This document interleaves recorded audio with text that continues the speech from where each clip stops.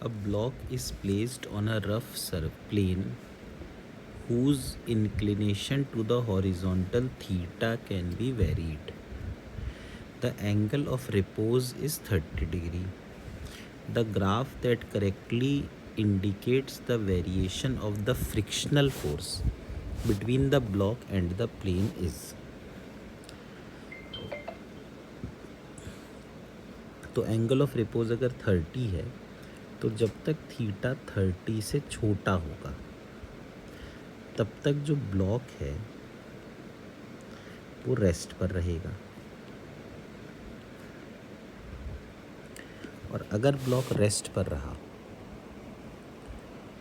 तो उस केस में जैसे ये mg है तो ये है mg cos थीटा, ये है mg sin थीटा, और ये है स्टैटिक फ्रिक्शन। तो स्टैटिक फ्रिक्शन की वैल्यू mg sin थीटा के बराबर होगी तब तक जब तक थीटा 30 डिग्री से कम है। तो इसका जो ग्राफ आना चाहिए एफ वर्सेस थीटा का, वो साइन वाला ग्राफ आना चाहिए, और जब थीटा की वैल्यू 30 डिग्री हो जाए तो ये इस तरह का ग्राफ होना चाहिए, ऐसा। और इन द फ्यूचर ये ऐसे जाएगा और ऐसे, इस तरह से ये साइन वाला ग्राफ बनेगा।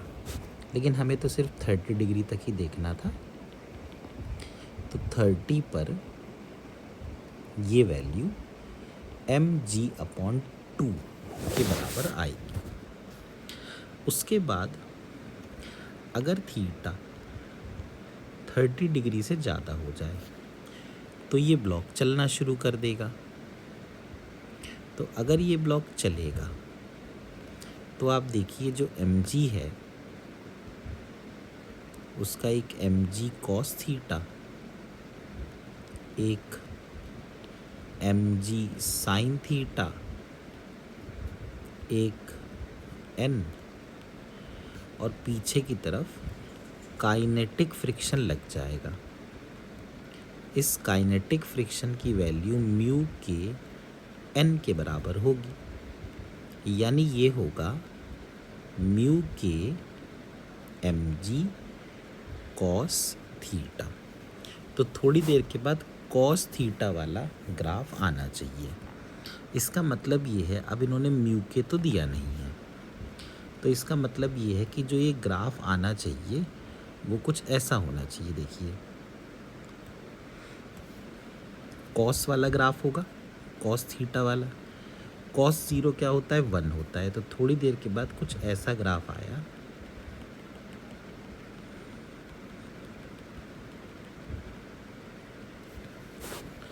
और 90 डिग्री पर आकर cos 90 0 हो गया, यानी कि ये ग्राफ कुछ इस तरह का आना चाहिए। तो इसीलिए पहले ये साइन वाला ग्राफ होगा और फिर ये cos वाला ग्राफ होगा। तो इसका आंसर हो जाना चाहिए 4th ऑप्शन।